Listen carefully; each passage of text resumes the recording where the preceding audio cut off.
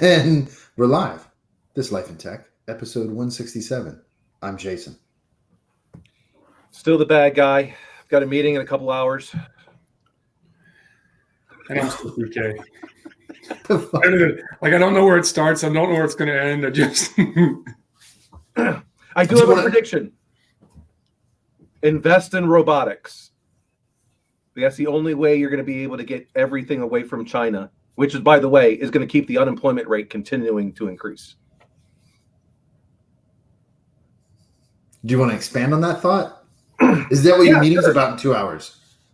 I can't disclose that. You're NDA'd? Yeah. So a lot of the people that want to bring all the manufacturing back, doing some, off the cuff research, a robotic arm costs about $20,000 and has a mean time between failure of about 6.5 years before it fails.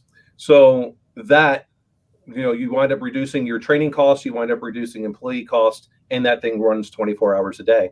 So for all these types of works that can be replaced with some type of robotics, which a lot of things can be, including recycling, you name it at this point.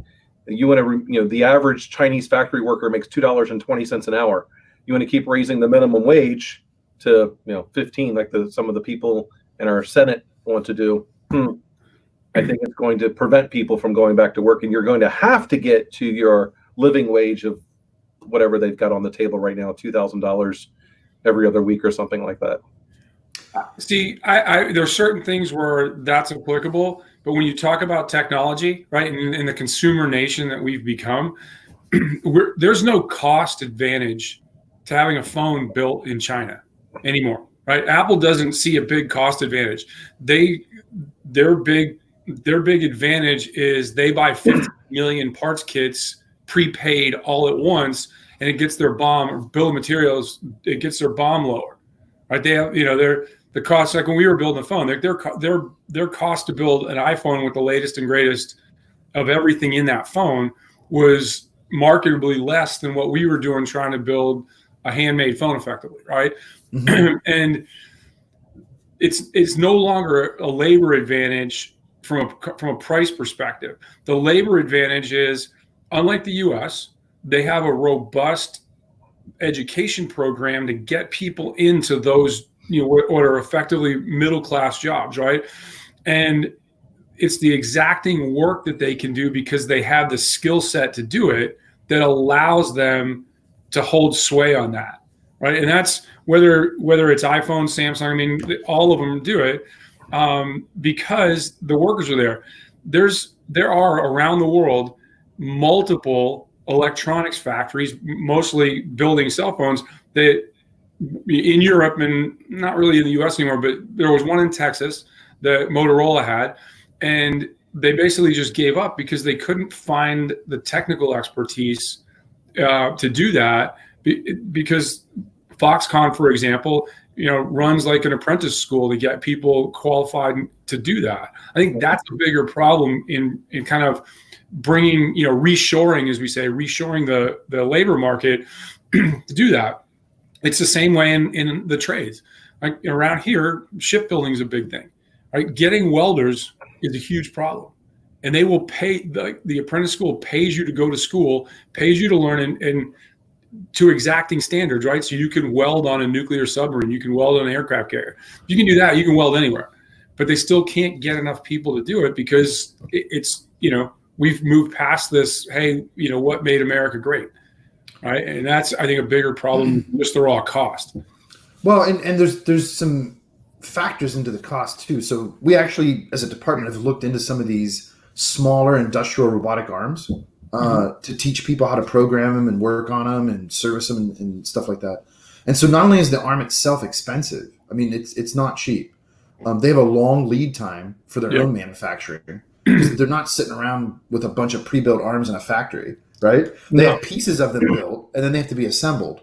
But then it depends on what its intended use is, because they have different armatures and Then there's the control systems, which is a whole nother conversation. And I'm telling you, man, as trick as they have it now to program a robotic arm, or really you're programming the controller that sends the signals to the arm to do a task. Let's say pick an apple up and move it to the other side of the table. It's not hard, but it ain't easy to sit there with it. I've seen them now where they have a tablet that's hooked into the control system, and it's gross objects that you can kind of like finger select, drag, drop. I want this block operation done. Do this, do this, do this, right? So, I mean, with a little bit of training, you could do it, but you ain't picking it up and just doing it out of the box. You got to know what things are. Man, you got to think twice about, do I want to put all my money and time into that? Because then to maintain that, you're talking about true knowledge workers, which are high salary items, right? Mm-hmm. Or do I just want to pay a fleet of people a decent wage, but a wage to just do the work and not mess around with the robot? Right, and that's why. And it's a big reason why they just keep them in China or Mexico or other places in Asia, because I don't have it. I've offshored it. It's basically a SaaS model of doing it. But if you wanted to go down having robotics, a $20,000, even if it was $100,000, it's being amortized over 10 years or so. Mm-hmm. As a PPE, and I don't have to worry about paying for training. I don't have to worry about healthcare, which is the two large costs in any organization are essentially healthcare and training because of turnover. So I remove those things. So from a company, I could definitely bring things back to the United States. It's just not going to bring the type of worker that's not skilled. The TK's point, because I don't want to invest in the actual population of prototyping and apprenticeship. And things of that nature to go along with that.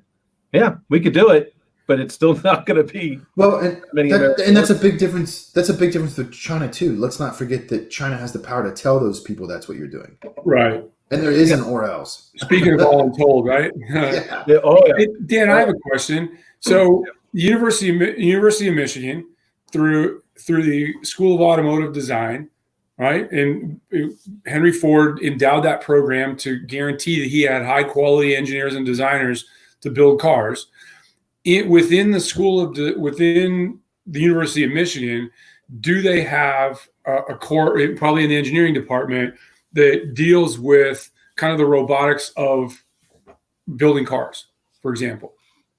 Is that a course of study that I probably do, but I've never looked into it, so I wouldn't be able to tell you. I mean, it wouldn't surprise me just because of we had a couple of people from Ford that were in the MBA program. There is an awful lot of robotics that are definitely putting these things together, right? Because that way they can they basically can guarantee that this Ford F-150 is the same thing basically all the time.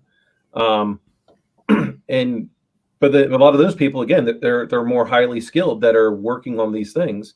You don't have, while they could probably do a lot more automation, there's this thing called the unions that kind of prevent them from getting away with things, which is another added cost. And I still believe unions have kind of outlived their usefulness today. We have things like OSHA that kind of give people. I'd say if you look at the turn of the last century, early in that century, to keep kids from working, to keep people from working 80 hours a week, to give them a living wage and to give, all the things that got to the point where by the 40s, certainly the 50s allowed us to become the industrial powerhouse that we were, unions were of great necessity, right? Today, there's something like over 20 federal agencies that deal with all workplace safety, benefits, and everything like that. My thing is like, hey, pick one. You get unions or you get all of these federal agencies. We don't need both. Yeah, right? I agree with that. Redundant. So you know what I mean? So, with those kind of things, how much money has the government put out now for COVID? I mean, we got to be pretty close to over $1 trillion. It's in the Boeing set up for money. You're like, So coming out a lot of these are to protect companies. Why?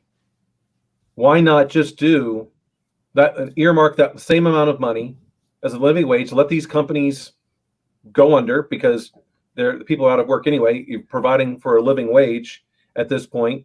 If the company didn't have enough in reserve, well, let them go under. Well, it's funny. It's funny you should say that, because at the Beat this week, there was a big article. There was a lady that had, I can't remember what type of business, but it was a service business. It might not have been hair, but it might have been a yoga studio, something like that, right? And she had 2 locations, a bunch of employees, filed for and got the PPP loans, the Paycheck Protection loans, and she can't get her people to come back to work, because the good intention of the government to give every employee from a federal bucket of money another $600 a week now put those people making more than if they go back to work. Right. And so this lady did what she had to do, which she can get the loan forgiven as long as those people are employed. And by part of it, they have to go back if she gets the money. They're angry at her now because they're making more money. And she's like, on what universe do I have to compete? Should I have to compete with unemployment? When you start talking about the living wage or those types of programs, that's the unintended consequence, right? But you're right. If it's a big business and it's like especially the companies that have been doing a lot of aggressive stock buybacks and everything like that, it's like, hey, look, you've taken care of your shareholders, and I get it as a CEO. That's something that, is in your charter and certainly should be top of mind if you want to keep your job. But you have to be able to rationally explain why you're doing what you're doing. And even when you look within the government of California had every resource and was over-resourced. They spent like $200 million back when Schwarzenegger was the governor to build up and have pop-up hospitals and a reserve of medicine or like that. It was dismantled under Jerry Brown and every governor subsequent to Jerry Brown, where that $150 to $200 million that they put in initially, there was a $5 million maintenance fee a year on that. So the maintenance, once you put that capital investment in, the maintenance fee on that was negligible, right? And I think it's one of the reasons in particular you haven't seen like Gavin Newsom, who's the governor of California, come out and really be punching the administration in the face. In fact, he's like, hey, the administration, same as Cuomo will say the same thing. They've been doing what they could do, right? And it's I think the intellectual and emotional dishonesty of what the federal government should be prepared to do, right? Because you have to be, there's a certain amount of proactive, but you have to react rationally, because you can't, in what we're doing, it's like, okay, if we're going to stockpile trillions of dollars of potential life-saving equipment, okay, what don't we get? Right. Right. Yeah, as a nation, no biological what are we saying lunch that we're going to, that we don't need? Right. Now, everybody has their own laundry list when they look at the federal government, like, why do we do this? Why do we do that? But that's not a cogent way to run the federal government, especially in this case where there's no vaccine for this. Right. Yeah, and that's the thing. Like, why? I mean, I wouldn't be bailing out the airlines. I mean, sorry, they should have enough cash. As a matter of fact, you can get a loan. The interest rates are going to go down on loans if you haven't been able to pay whatever. The companies that should be protected are small businesses, and I don't mean like your Shake Shacks, which I'm still trying to figure out how they were even eligible for a small business administration loan. I actually know. I know this. Pick me. So and it's only because the chairman of my company has he's a economist who used to be the chief of staff for the governor of Michigan. And he's really into this public policy. In fact, he's got a graduate degree from Michigan in public policy. And so every time these laws come out, he is a Zen master at going through them and finding the important thing. Whether it's Shake Shack or any of these other big companies, there's a franchisee exclusion or piece of that law as the individual franchisees, if they have less than 500 people, they can apply for that. And so on the surface, it looks really bad that Shake Shack is taking it, but it's not Shake Shack. It's Fred that owns your Shake Shack down the street. Right. Right. And so what it's saying is, hey, again, it comes back to, as a corporation, what are you doing? Right? How are you managing the profits that you have, right? And that's a question for everything. Do I let the cash sit there and do nothing? How do I put the money to work, right? And all those are things that we, as business leaders, you're trying to come to the right balance, right? I need a prudent reserve, but I don't want to be over reserved because letting all that cash sit, it's Apple's problem, right? Because they have money sitting in tax havens, and how do I repatriate that money without giving the government half of it, effectively, right, or whatever it is? And that's always the law, right? When President Obama was in office, he wanted them to repatriate the money, but pay that significant, in their mind, penalty, because they had used the laws of, I think, Ireland and a couple other countries to their benefit, right?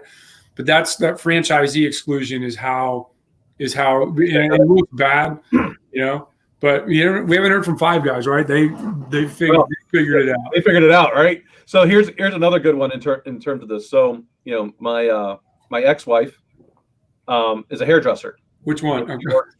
Yeah. I had to after all the old man jokes. I had to bring that one in there.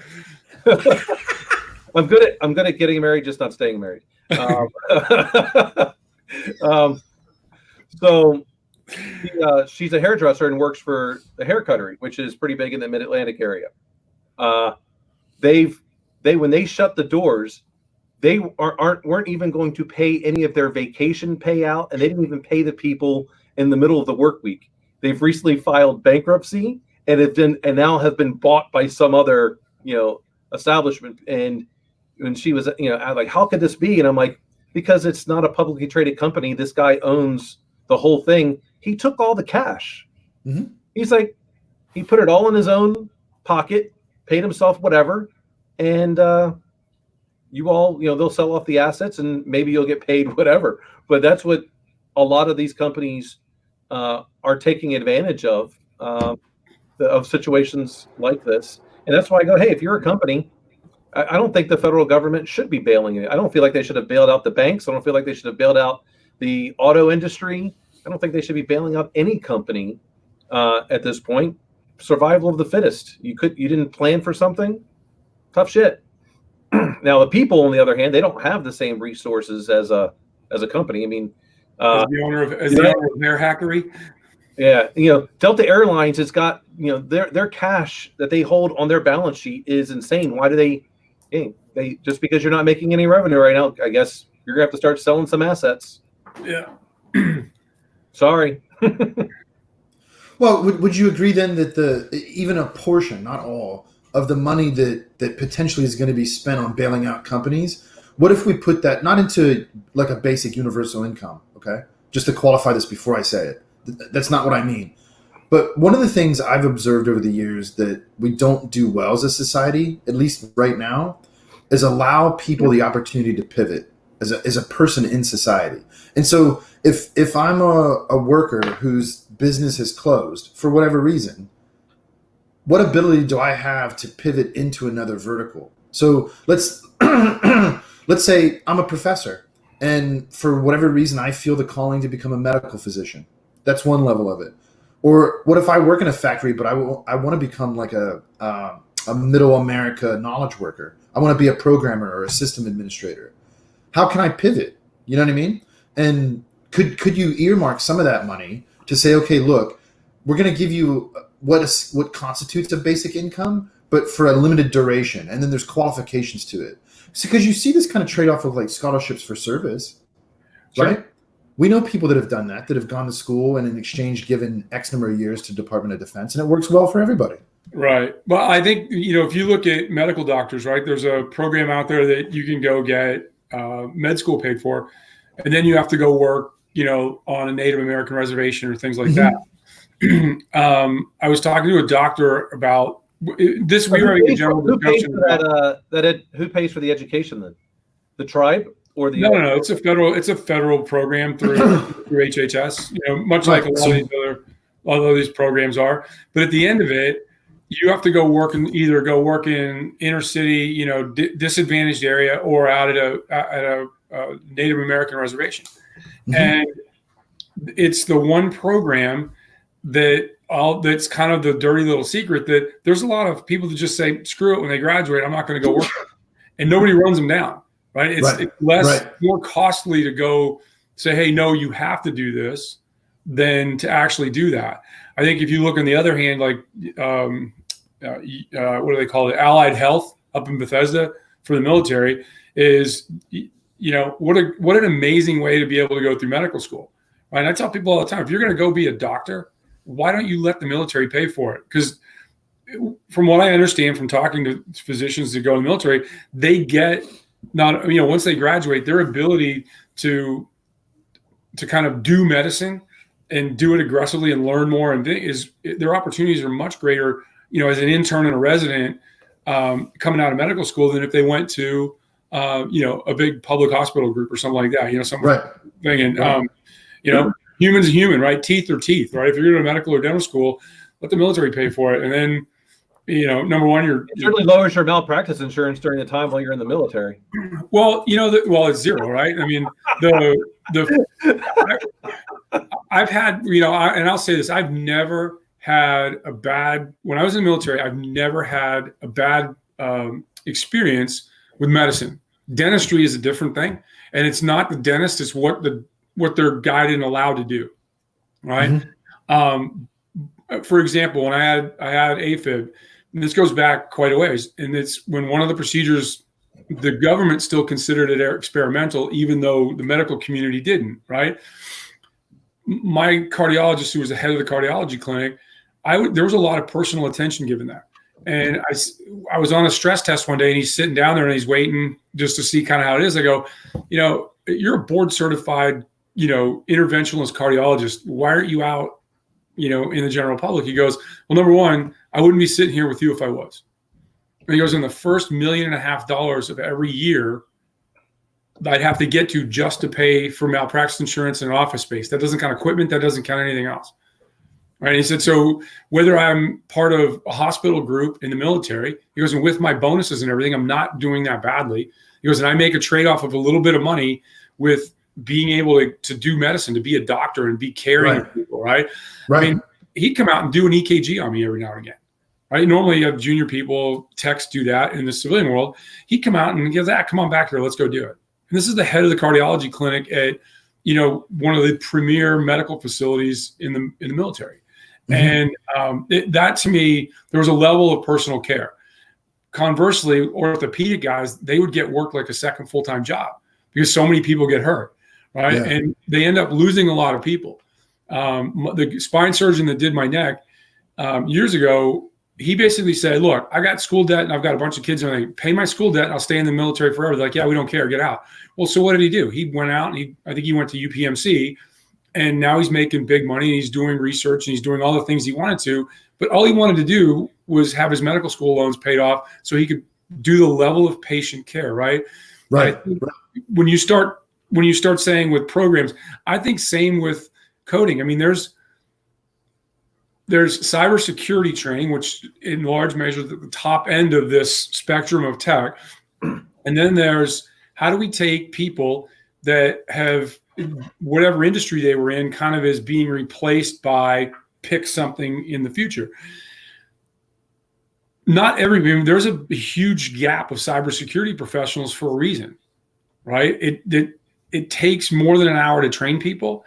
And a lot of people are like, well, I can't start at this wage. I need to be here. Well, okay, that's not the way the industry works, right? Right. And when you start talking about pivoting, I think sometimes the pivot ends up being, hey, can I go from this financial strata to this financial strata and get back quickly enough to where kind of it's worth my time and effort? Kind of like when you say you took loans for your, you could see I'm going to spend X because I'm going to get X exponential number somewhere down the road, right? Mm-hmm. When we talk about the student loan problem gone bad, people didn't think that ahead, right? And when the same thing when people pivot, it's just not that easy. Like, is your ex-wife going to go, I want to code now, or I want to do something else, right? That get away from kind of the artistry, right? Because I think that doing hair and stuff like that's a right brain thing. And can she transfer, or that thing, can people like that transfer into a left brain thing? I don't know the answer to that. Yeah, well, science doesn't either, actually. Right. And we haven't proven that the federal government can execute on a plan like that without significant amount of social gerrymandering Right. and financial execution on it. We couldn't even get the paycheck protection piece to the right people. Right.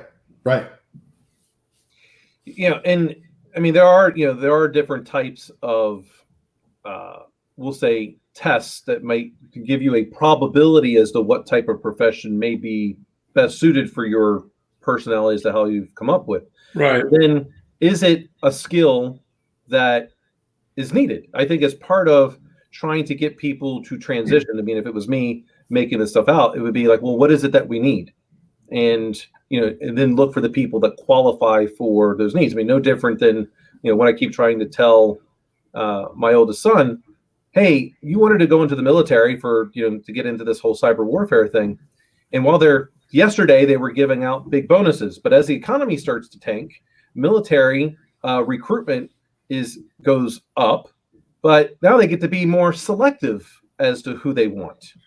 Right. So you might want to get on that if that's what you're still thinking of doing. Well, instead of just trying to figure it out, you can always say no up until the moment you sign on the dotted line and get sworn in.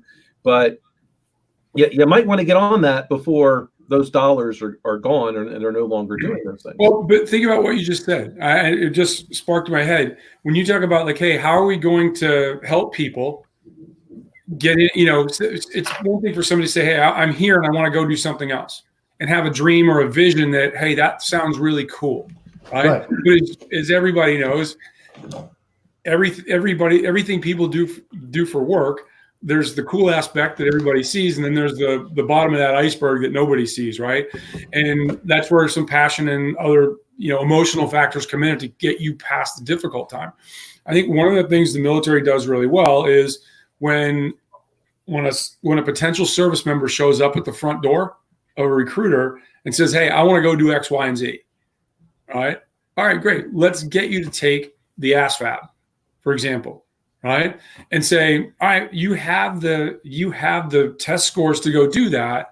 But what we're being told here is that you would be much more successful if you did this, and offer them a broad array of things to do over there. And I think, one of the things that the military is and always will be at the forefront of is workforce education.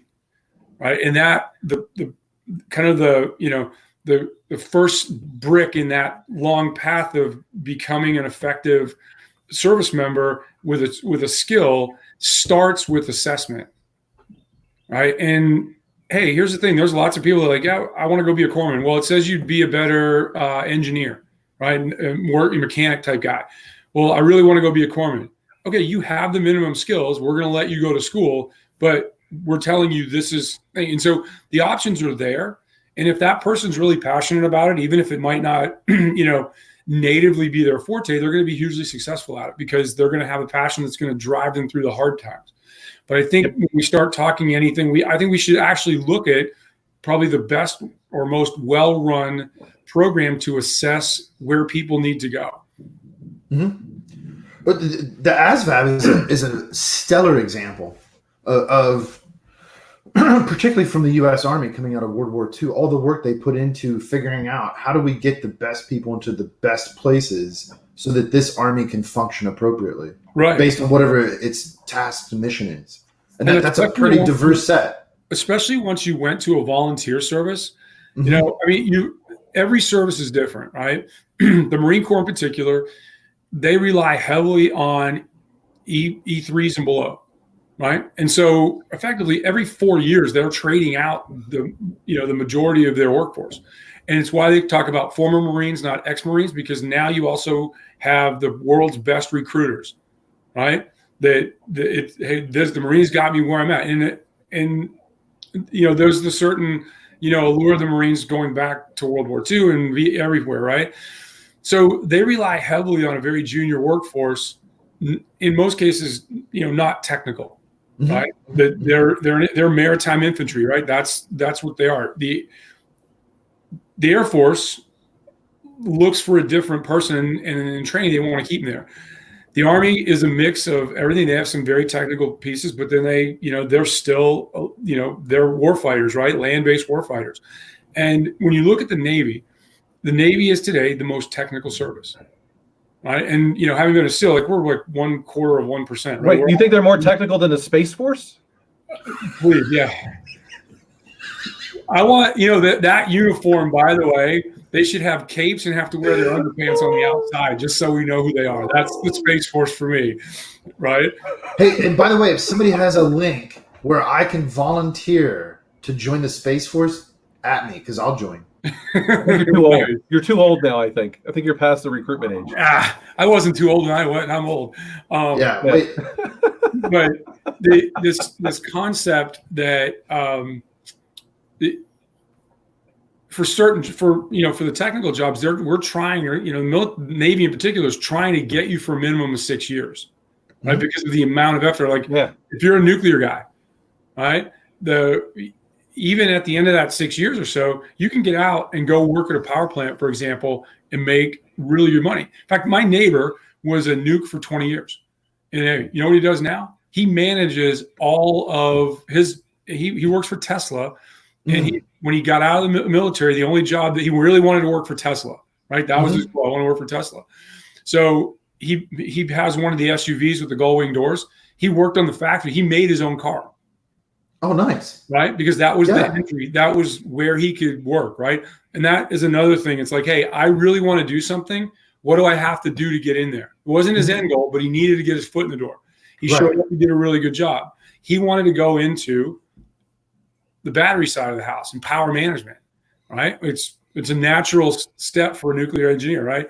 And so he now manages all of the battery, like the logistics and all that stuff for Tesla, right? Nice. I mean, and it's one of these things like, he's got the Tesla, they're relatively new in the neighborhood. He's got one of those ego lawnmowers, right? Everything he's got. But it's like, to me, it's like, hey, that's not just a job to you, right? You believe in a certain outcome of what that can be, and you're living it to the best of your ability right now. And he spent 20 years. And I think my personal opinion is they work the nukes like rented mules. And they, at the end of it, most of them are like, F you, I'm out of here, right? Not thing, but it's like, I have a buddy of mine I went to boot camp with who became a nuke guy. I hadn't seen him in 18 years. So he was the command master chief on the Enterprise when they were refueling, right? That's enough to make anybody an alcoholic, right? Because you're trying not to put a scorching hole into the core of the earth from across the river over here. Yeah. Right?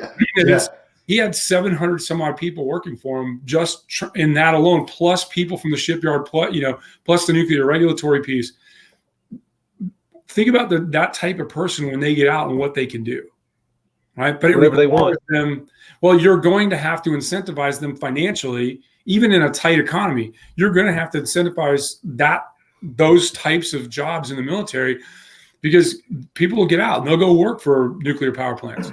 Right? They'll go work at Tesla. They'll go, and they're going to be successful wherever they are, because the amount of discipline that still exists today in the nuclear force, because Hyman Rickover roamed the planet at one point, right? There's we get one chance to burn this up, right? That was always like, we do this, like we're on a zero fail, right? And so even now they're trying to figure out a way to automate some of the process of watching all those gauges.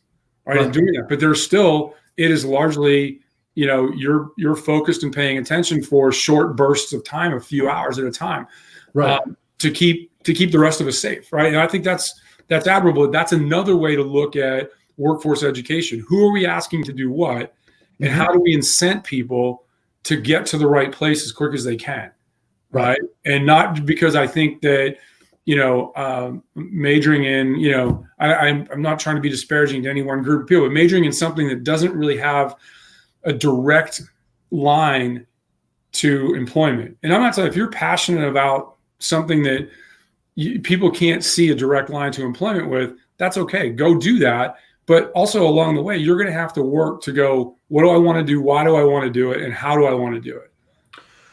Yeah. Well, because I think we could probably agree as reasonable people that there's some educational pathways that are just not very beneficial to society, right? There's some that some people just can't imagine how they're useful, but they actually could be if we were willing to dream a little bit and rearrange some things. Right. And, I don't know what that mix necessarily is, but there's a vast difference. Speaking is somebody coming originally from the humanities of, let's say, an English major that knows how to write and craft spoken word. So you're talking about somebody that could be like a speechwriter, right? Or manage communications in some way, which has become one of my biggest pet peeves is communications, the lack thereof. Don't get me started. Or, somebody that majors in, let's say, art history. And now, as you said, I'm not suggesting that art history isn't important, but particularly given the climate we're in and what we're facing, let's say, for the next 12 to 18 months, yeah, man, maybe that ain't the payoff. Right. And maybe that's a hobby. What do people do? Like, exactly. When you take something that, if you go to school and you go for engineering, computer science, biology, right? You can see a direct line to finance, right? You major in business, right? We're going to talk about what level you enter at, but those are, there's a myriad of courses of study where you can walk in and go, okay, I can see a job at the end of this, right? What do people do when things get tight that are in school? They continue to go to school, right? Because they're like, okay, I can't get a job. I might as well just stay in school and go get the next level degree, right? At some point, if you say, okay, I hear you. I know you want to stay in school, but why don't you take this and go do this over here? Because I know that's going to be you can be employed, right? And why can't we have those discussions anymore, right? And like, I want to do this. I want to do that. No, I know, but I'm saying it seems to me like the thing. It's like, well, if we're going to incent people, if under kind of what Jason said, we want to incent people to go gain a skill where we have a dearth of employment, right? A dearth of employees right now. How do we incent them to do that, right? I think there's some courses of study or majors in college that go highly, and I'll use it from my own experience. When I went to school, I started out as an electrical engineer, and my father was right. You couldn't play football and be an electrical engineering major, right? So I went over to math. But when I got there, some of it was a product of the school. Some was a product of the amount of work that you have to do for that and everything like that. I hated the school. I hated the campus, and I was starting to hate myself, right? Basically. And I came home one weekend, and my dad was an electrical engineer, and Depression era parents, and my mom was a stay-at-home mom whose worldview ended at the mailbox, right? And wanted to be able to tell the ladies at the garden club that her son was majoring in electrical engineering because it sounded fancy, right? And I came home and I said, I'm thinking about switching to the classics. And my mom, not my dad, my dad was an executive journal. Like my mom said, why would you major in something where you couldn't get a job? What's the number one job that classics majors gravitate towards after college? Investment banking, right? Because they understand the way the world works, right? And they have that, long-term worldview. Not saying all of them, right? But if you look at, kind of a profile of a kid that ends up at Goldman Sachs, getting his MBA along the way, it's an Ivy League kid that majored in history of the classics, went to one of the top grad schools, and then ends up at one of these investment banks. Right? Why? Because what do you look for when you're doing research? It's historical reference, right? Because markets are cyclical and things like that. Right? And what and for me, it would have, and I tell people this all the time, knowing what I know today, or even 20 years ago, being out of school for a while, I should have just done it. Right. It's not like, and it's like, you know what I mean? But it's that I grew up in an era where, if your parents said don't do something, you didn't do it. Right. They weren't doing it to be malicious or try to think. It was the worldview that they had. I don't think that any of us share that same worldview. And, that kind of thing, like, well, okay, let's talk about, what can you do with this and why? What's your plan? Right. I wasn't asked what my plan was. I was told that I couldn't get a job. Well, and it's also strange too, because we're trying to treat a kid as an adult. Well, that's why we have the loan crisis, right? Student loan crisis, because all of a sudden you're telling a 17-year-old he can sign for something. Right. Where, and maybe, some of my colleagues might think this is heresy, but part of the problem too is we pretend as if, and you kind of hit the nail on the head when you were talking about acquiring a skill, right? The purpose of the academy is not to impart skill; it's to educate. Training imparts skill, and this is what 2 years do really well.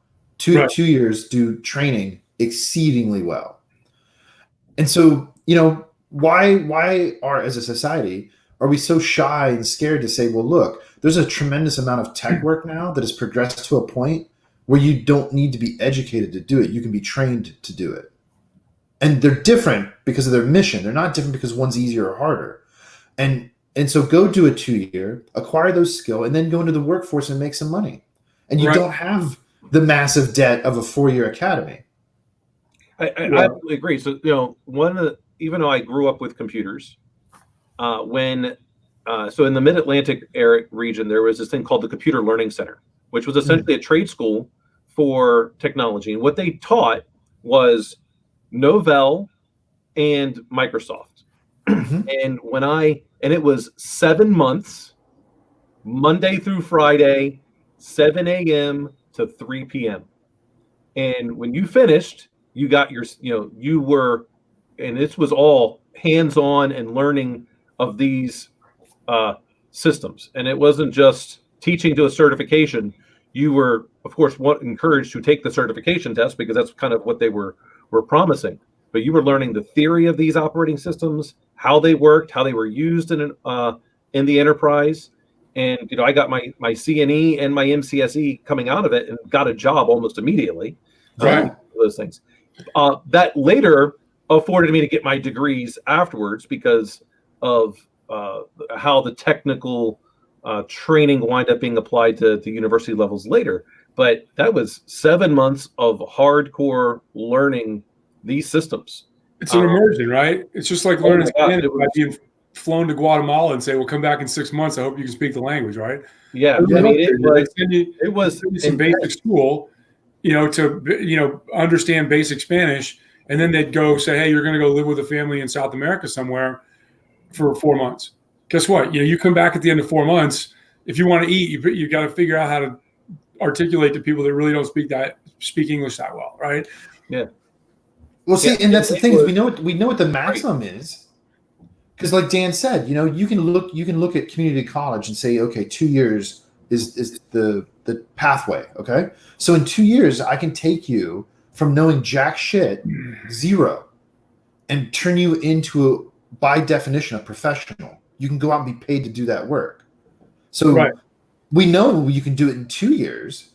I think when you start talking about can I do it in less, like let's say 7 months or 4 months, then part of that comes down to personal aptitude, which is why some measure of assessment up front can help you figure out, okay, look, if I can't take 2 years to go be productive in society, I need to do it, let's say in 6. What's my optimized pathway to do that? Maybe it's not exactly what I want, but it's a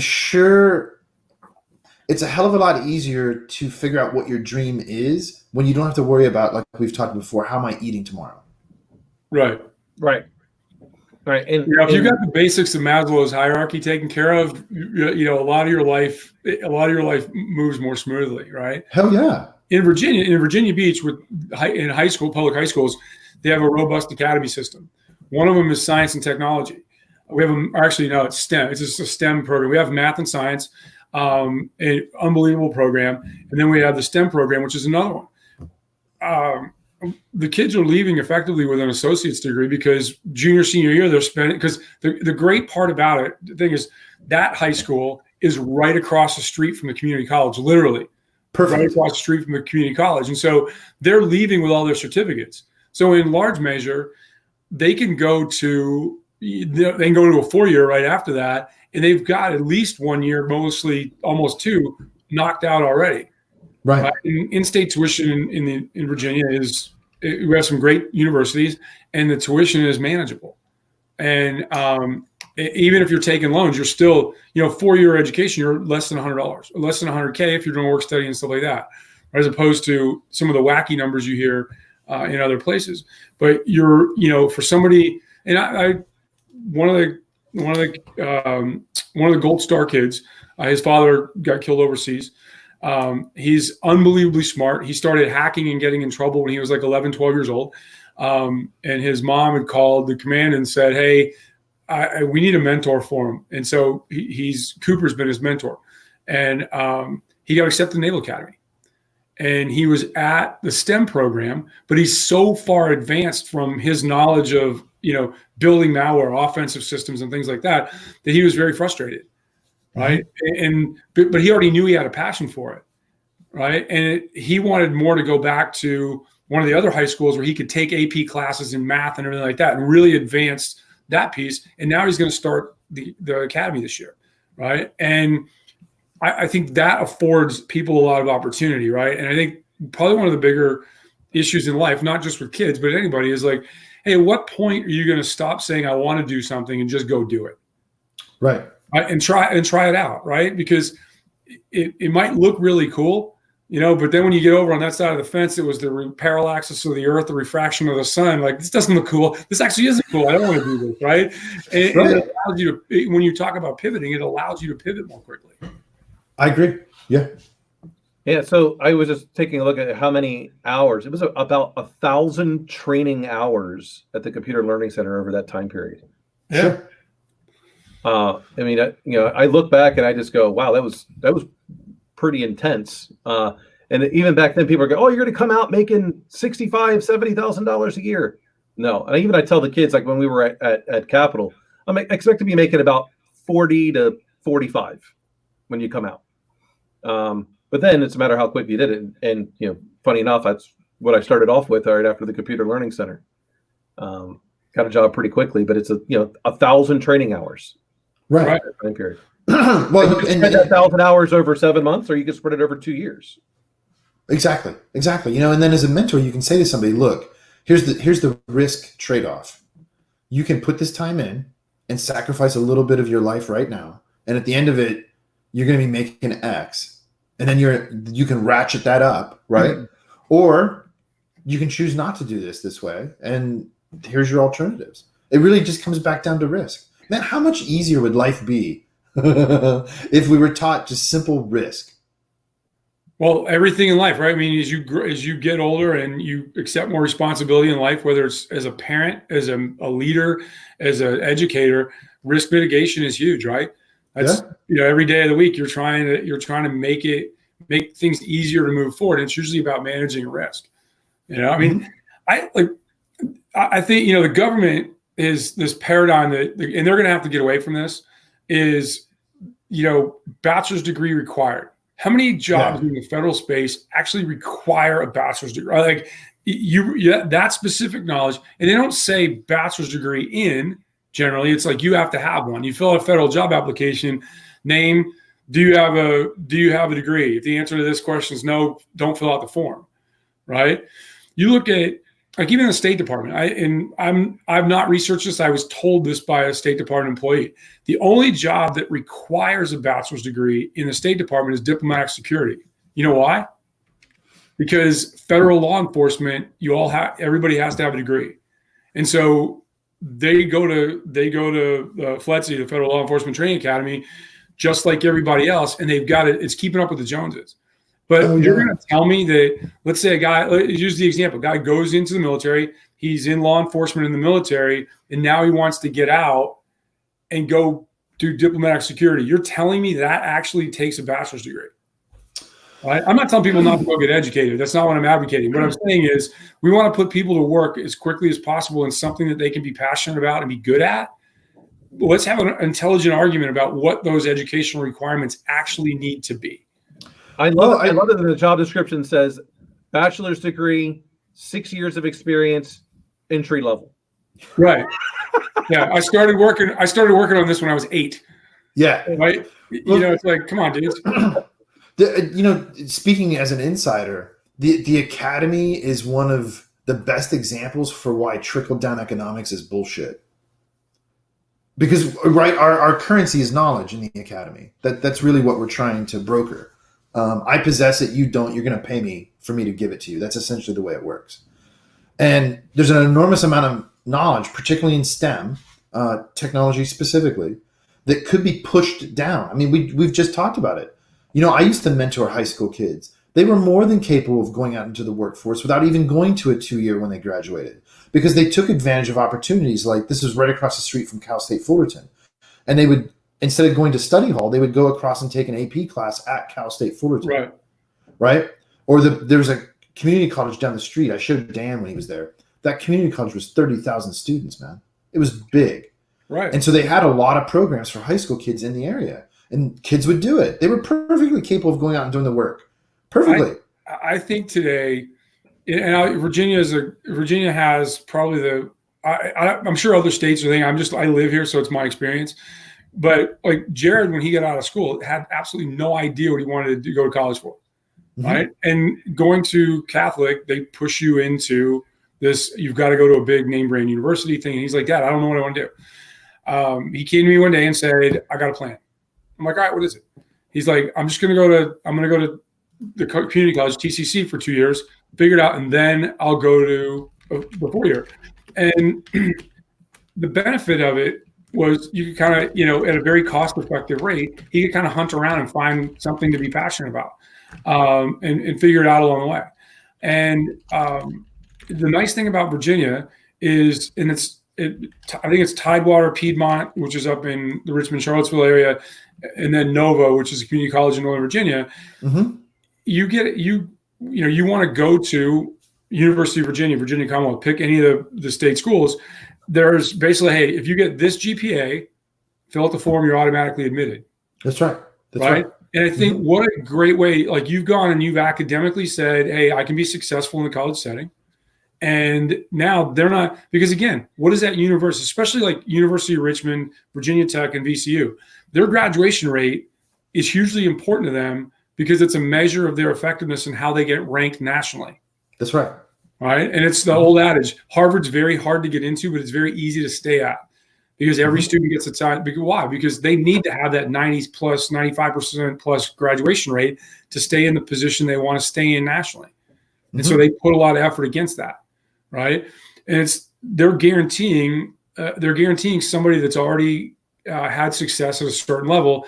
And more importantly, they're now, in my mind, they're endorsing the 2-year system.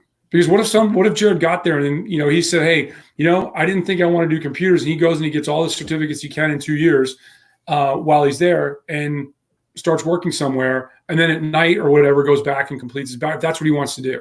Right. But he's like, no, I want to go out and I want to be employed and I want to do it this way. Okay. Like even now, like he'll be graduating, I think, come this December. And he then wants to go to welding school because he just thinks it's cool. It'd be art. It's working with his hands. And it wasn't one or the other. He's like, after this, I want to go do that. I'm like, that's awesome, dude.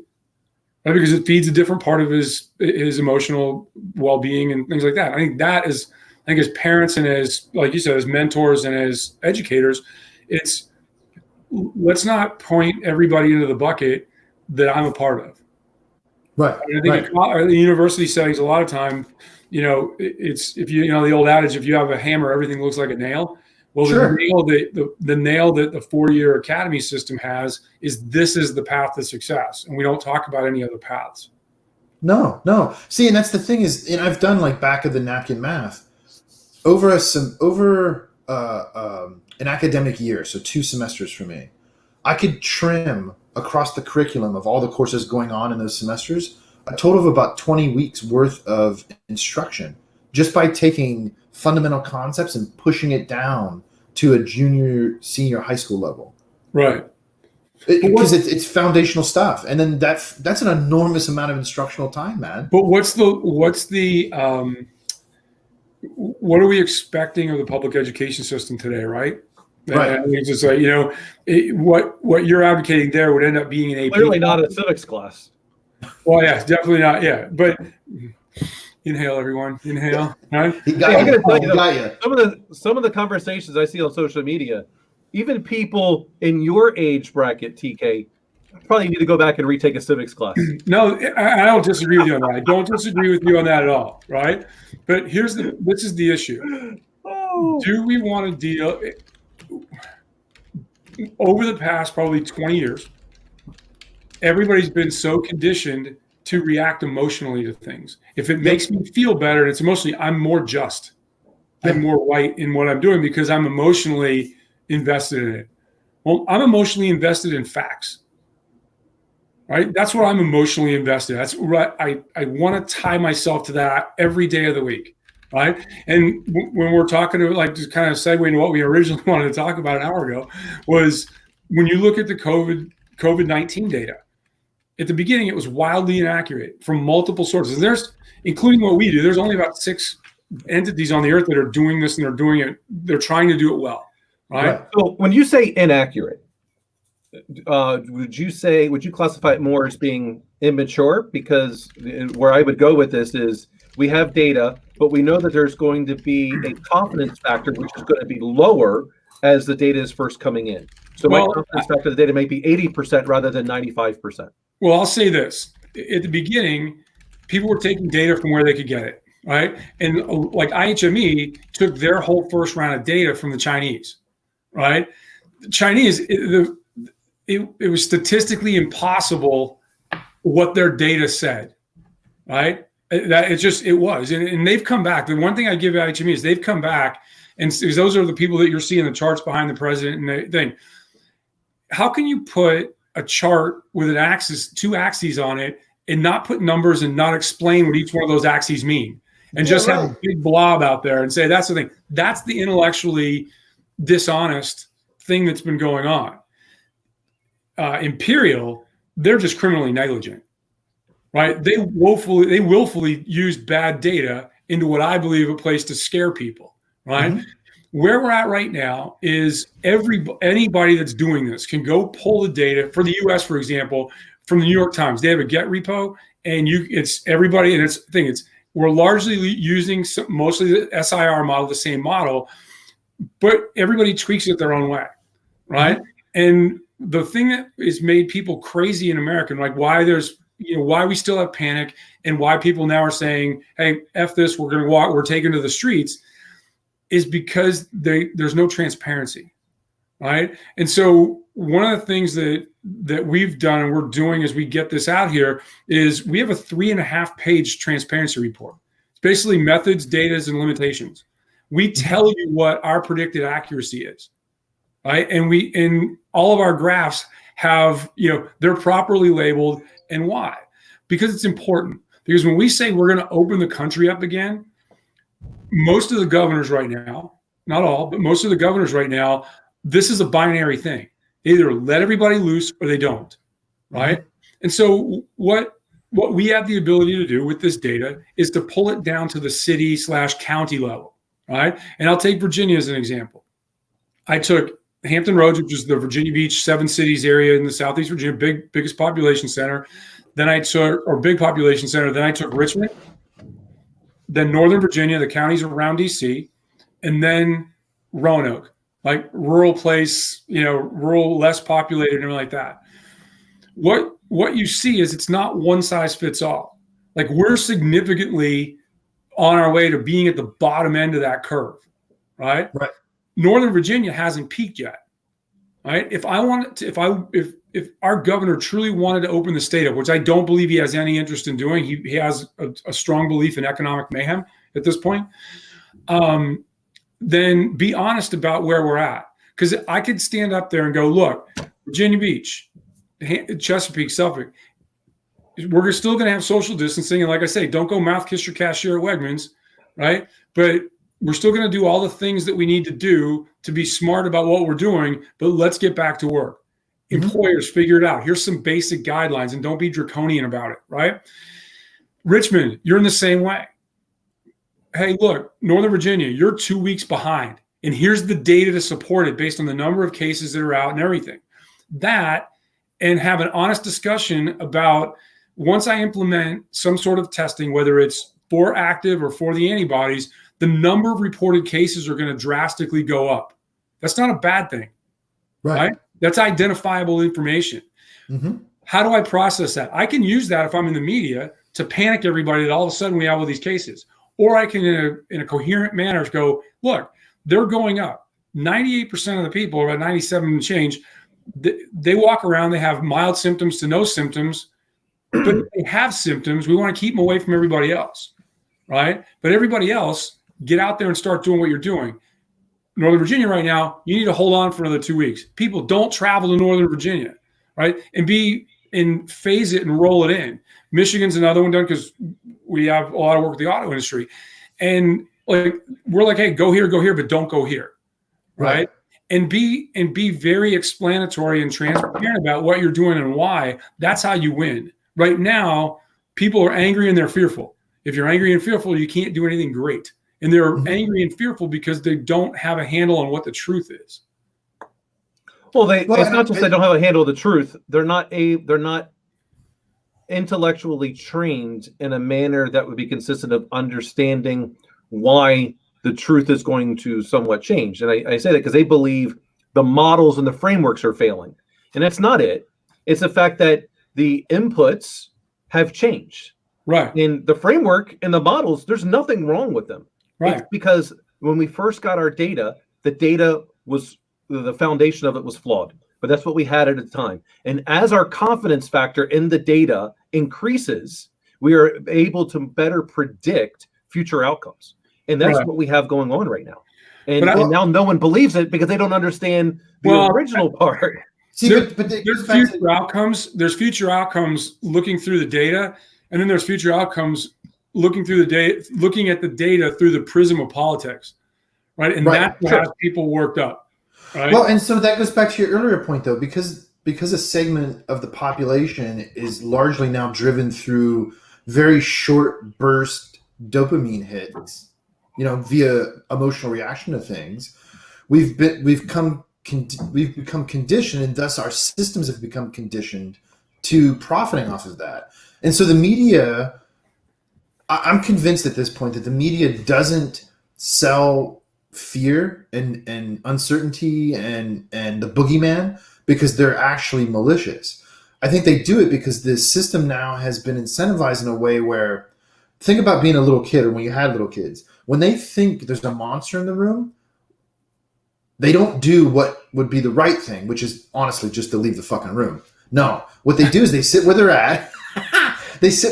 And what do? They continually check to see if the monster's there. And that's what drives clicks, right? If the scary pandemic is still around, I'm going to keep clicking on those news links to see if it's still there or if it's gone yet. And that's the problem with an emotive response rather than a fact-based response. That's my opinion. Oh, I agree. I would agree. And everyone, for whatever reason, and I say everyone in a very general sense, they want to see the train wreck. People tend to watch NASCAR not to see necessarily who wins, but to see what the crash is going to be. To see who buries themselves. It's going to happen. To see who buries themselves in turn 4 and takes 22 other cars with them. Right. I'll tell you a funny story about NASCAR. Both of you guys know I know very little about NASCAR, right? And it's when I was coming back from Charleston and you guys were doing the show that one week and you were talking about some big race, I was like, make a left-hand turn. Yeah, for 500 miles. I know that part. I got that. Right. And I will tell you that one of the most fun events I ever went to was being in the infield in Indy for the 500 one year. Went there. What an amazing experience, right? It's spectacle is the word, right? So years ago, a friend of mine said, "Hey, we have a big Daytona 500 party." I'm like, "All right, what does that mean?" And at the time, all I heard was there was food and beer there and a bunch of people I knew. I'm like, "I'll go." When you got there, you got tickets. You picked out of a hat and you got a car number, right? Which mean absolutely nothing to me, right? I mean, I get the whole concept, right? I look at my buddy. I go, "These two good drivers." They're like, he's like, "Oh yeah, you have a chance to be in the money." I'm like, "All right, cool." 15 minutes into the whole affair, I'm literally there. The race starts. The first accident, I'm like, "What happened?" He goes, "Yeah, both your drivers just got knocked out of the race." I'm like, "Can I go home now?" I got nothing. And everybody was dressed up in fire suits and all the, I literally showed up like I always dress, probably the jeans and a t-shirt or whatever. And everybody showed up in their fire suits and giddy up in their hats and everything like that. I was like, man, I'm severely underdressed. B, I don't have a dog in a fight. I don't understand. And I can go get beer somewhere else and watch another sporting event. Right. No, well, you could go watch a sporting event. Because I contend that NASCAR is not a sport. It's an activity, it's a part of Southern culture that I have not yet come to understand. Right. I tell you what, it is. I mean, you get in there and like you get out around here, you get out in public watching some of these races. I mean, people are very, very tied to their drivers for very strange reasons. Yeah. Oh, yeah. Yeah. Yeah. It's a really bizarre part of Southern America. It's the Ricky Bobby parallax of the universe, right? Jason, I don't think you met my buddy Kevin, but TK, you've met him. Yep. He's a big guy. Not quite Death Star big, but a big guy. Yeah. I'm trying to remember if he came one time when I was in Sonnet Circle. If we went out to lunch one time. I don't remember. Probably used to show up in the office periodically. Yeah, so in the Shenandoah Valley, in the middle of summer, they have a race called the Le Mans, where the car can't be worth more than $1,000, and you race this thing for like 500 laps. And so Kevin was on one of the teams that do this, and you trade off drivers and stuff like that. And I'm like, dude, you seriously? You need to you're gonna need to start losing some weight because you might die because you're in this fire suit, and it's something like 160 degrees. Yeah, and it's like 160 degrees on the infield when you're in this car, and like it.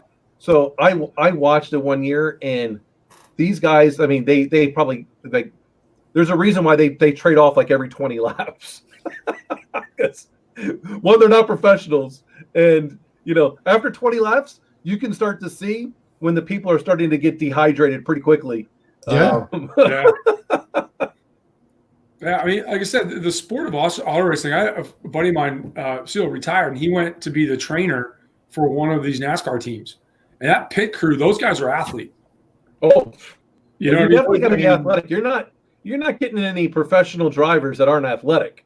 I'm talking down to the pit crew and everything. I mean, these dudes are professional athletes there. I mean, people joke around about it, but you're not seeing any hefty dudes jumping over the wall to help take care of that car for 8 seconds at a time.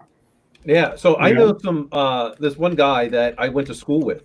His dream was to be on a pit crew as a mechanic, and a fabulous mechanic.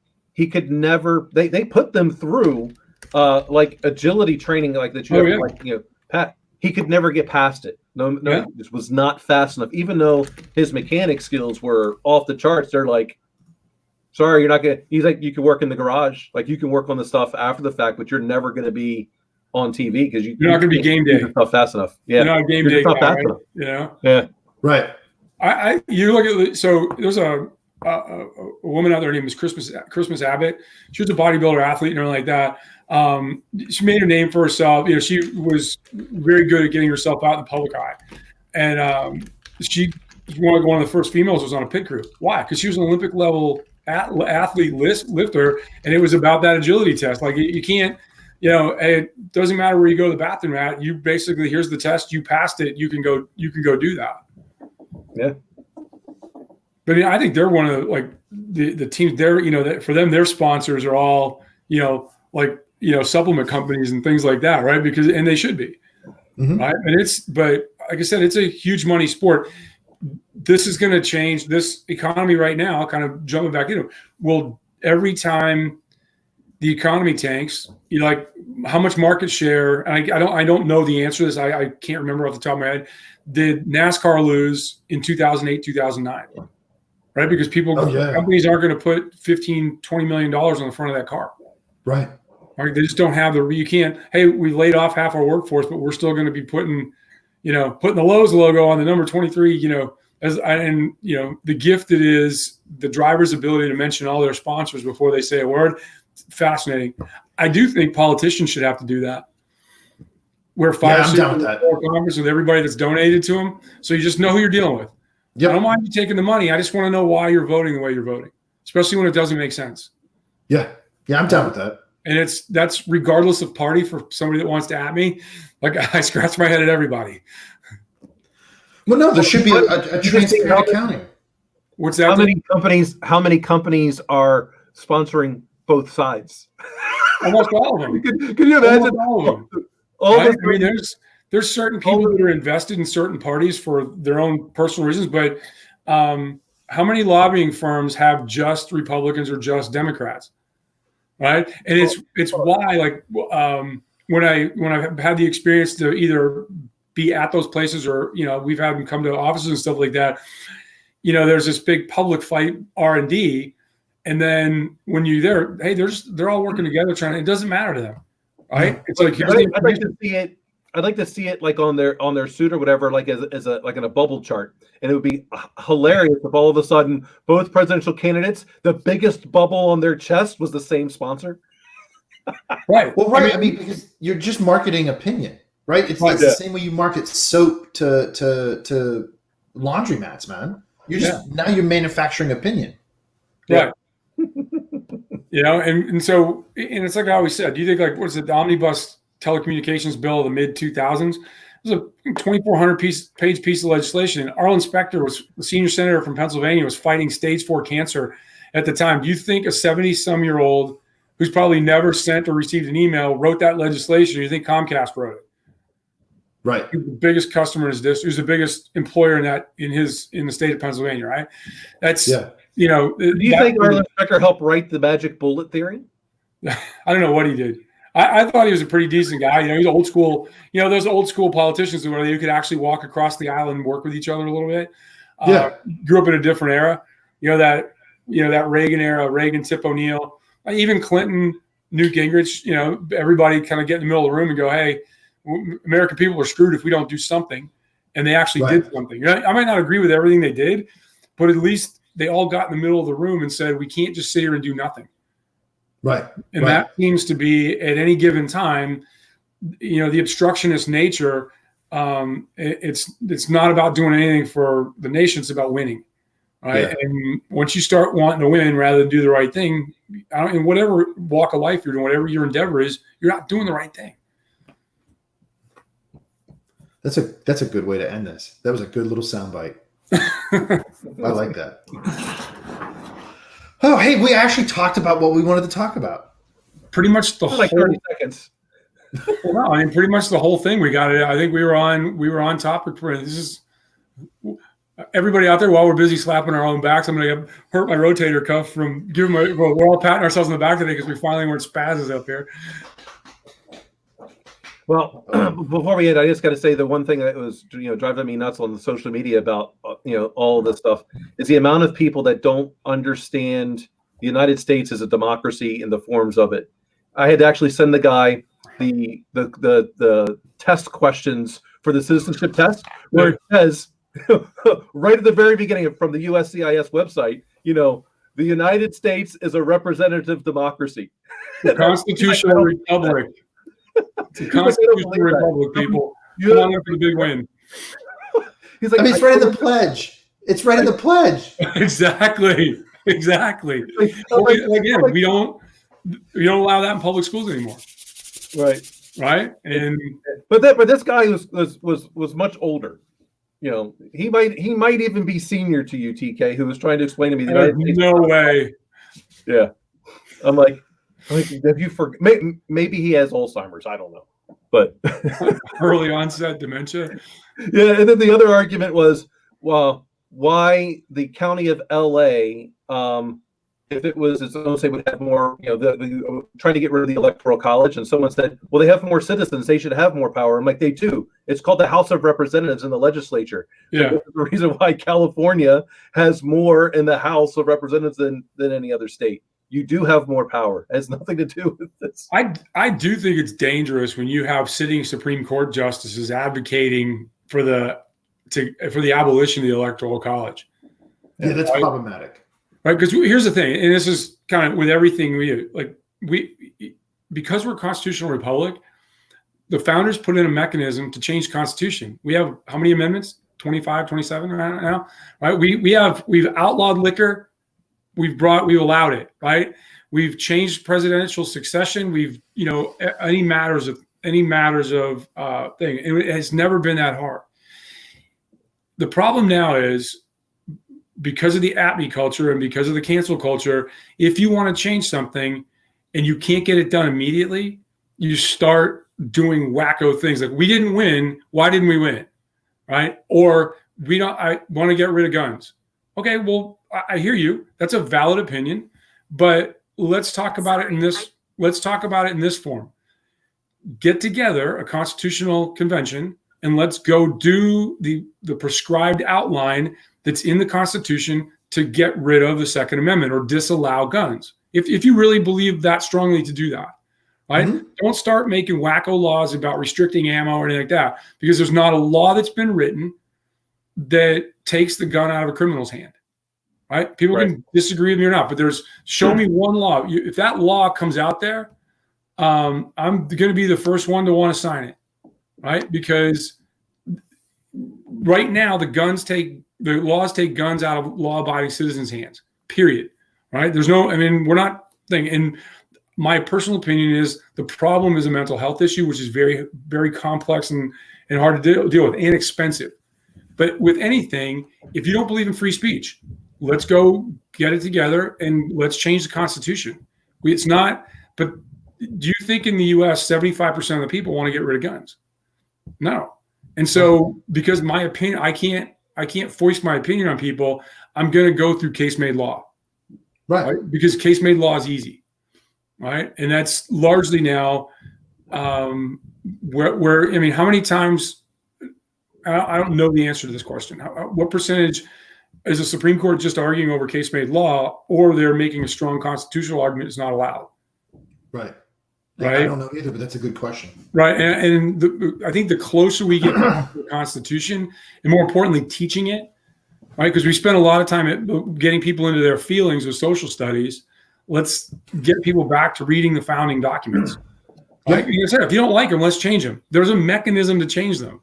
And I'm down with that, right? It's, I don't believe in certain things, but they're legal under the law. So I'm going to ardently fight for your right to do that, because if I don't, then I'm being disingenuous as a citizen who says lawfully elected people have passed these laws and somebody was concerned about it and went through the process. If it really bothers me that much, you know what? I'm going to go do the work to get that law repealed, right? And if not, shut your pie hole.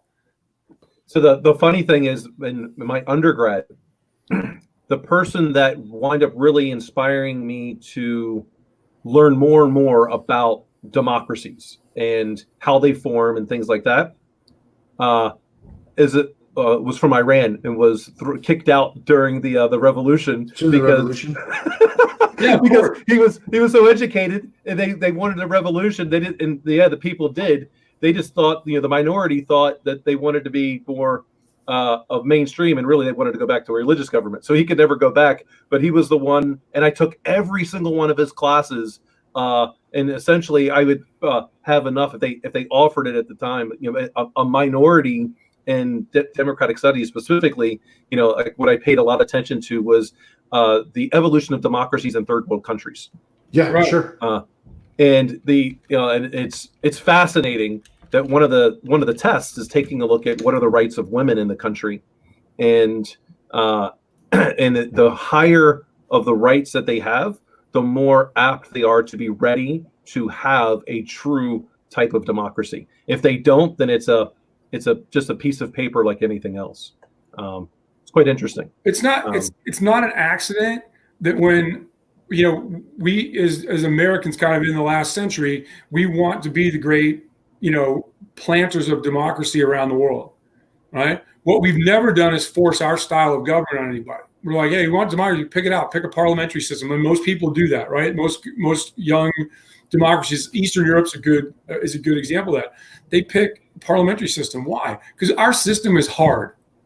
You have to want it, right? And it's the system that says, the Constitution is there not to outline how the government does for the citizens, but to restrain the government against the citizens. And once we've kind of left that thought behind, that's where we start calling elected officials leaders, right? They're our representatives, right? And if we don't tell people we have a representative democracy and we're in a constitutional republic, it's easy to start calling those folks leaders. And once you do that, emotionally, you start surrendering to that concept and saying, well, hey, they're our leaders. They must be making a rational decision. Now you throw in the media, and how many rational, really great leaders, the people, the mountain, the mountain of leaders, male, female, whatever, are going to come out and tolerate the crap you got to tolerate to get your opinion out there and be considered to be electable. Right. Yeah. Right? Yeah. So I was thinking about this, and I'm trying to, and because now that my MBA is done, and I really enjoyed, those studies when I was an undergrad, and I was thinking, like, how many types of governments are there in the world today? There's democracy, there's your monarch / dictator, and then there's communism. Is there anything else? Are you just counting like broad parent categories? Yeah. The high level. Top level. Well, if you're pushing fascism and social, all that, right? Yeah. I kind of lump that under communism. Yeah. You can say, so maybe it's better to say social. Well, I think there's totalitarian regimes. There's within the democracy, there's varying flavors and forms, and I think even ours, like, we're more limited now. I think if you did a freedom index, as U.S., we're not the freest nation on earth anymore. Right? We're shackled by our own needs to have other people take care of us a lot of times, societally, right? And once you say that, our representatives are lawmakers, it encourages them to go there every 2 years and make laws, right? And how many do you get repealed every, all the time? Not so many, right? And so bigger, larger, small at the local, state, and federal level, we continue to make more laws, and those laws continue to neck down, right, on what our freedoms are. And I was talking to the guys in Kosovo this past week, and they have a parliamentary government, and they just dissolved the government after they elected in October, and they're trying to start over again. And they're like, we just got to look, you guys are 12 years old, right? It's hard. Like, being free is hard, right? It's the most difficult thing a people can do is to want to be free. And we've been doing it for over 245, 250 years now. We can't figure it out, right? We still have difficulty doing it. But that's the amazing part about being a free people is it should be hard, right? You should want to work for it.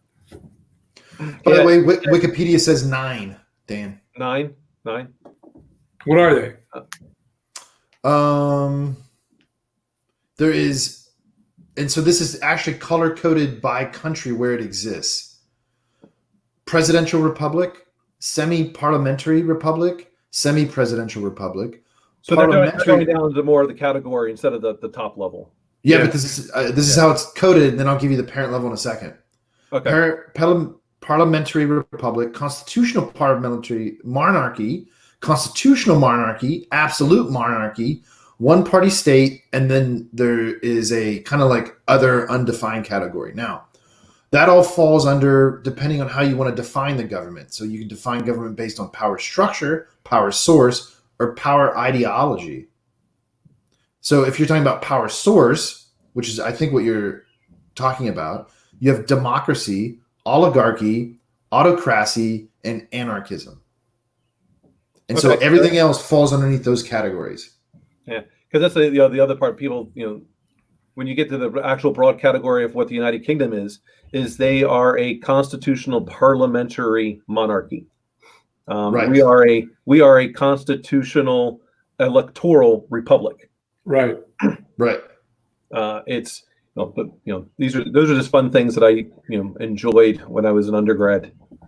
But also I go back and do when I lived in England, we bring the lads over here for a couple of weeks at a time and do some work and things like that. And a lot of them, they, our basic system of laws, like what they can't understand, like tax is built into the price of everything because they don't want you to see the VAT of almost 20% and everything like that. So the register is what you pay, right?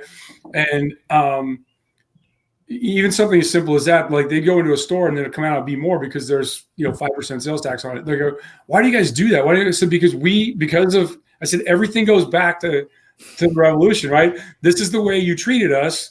And so as our, the first 10 amendments in particular are that natural antithetical reaction to how we were treated. We don't know what we want, but we know we don't want the following, right? And part of it was, we want to know what our taxes are. And we want it to be clearly spelled out. And we're willing to understand that on the back end, we're going to see that. There's the thing I said, same with gun ownership, same with quartering troops, same with all these. All of the first 10 amendments were, with the exception of the 10th Amendment, were nods towards we don't want to be like England. George Washington, I don't want to be a king, right? Yeah. And, and the 10th Amendment basically sets in stone the fact that the states have primacy. Yeah. The only president to intentionally not run again. Right. Actually, that's not true. President Johnson didn't run. He had the opportunity to run again. Oh, did he? Yeah. I will not seek, nor will I accept the nomination of my party for another term as your president. That's right. Those are the exact words he said. And yes, it's the crazy effing memory that I have about stuff. I didn't realize that Johnson, decided. Well, because he took over obviously near the end of what would have been Kennedy's first term, and then was elected outright on his own in '64. And because he had been less than halfway through that, whatever it is, he had the opportunity to run again, and he chose not to. Now, some of it, people would say that he was heartbroken because he couldn't focus on domestic policy for the duration of his presidency. His whole focus became the war, and that basically it broke him as not as a politician but as a man, because he genuinely was thoughtful of humanity. Right. Yeah. And then some of it you can listen to the tapes from the White House and go, maybe we got to rethink that a little bit. But I tend to believe that he had a vision of the Great Society. Whether you believe in the Great Society or not, this isn't a politics thing, but in his inner core being, he felt that the Great Society was a way to help people. Right. And it got sidetracked by the war in Vietnam. Right. And he bought into it in a large way. Right? Hey, I'm the president. I'm going to help pick targets, right? And that's never worked, right? It's not what we're set up to do, right? Being the commander in chief doesn't mean you're managing individual battles, and I think anytime a leader globally tries to do that, what are the pitfalls, right? Long term, right? Because you're getting to the point where you're playing to what the leader wants. You're not doing what's correct, right? Just ask Rommel when it comes to D-Day. Yeah, right?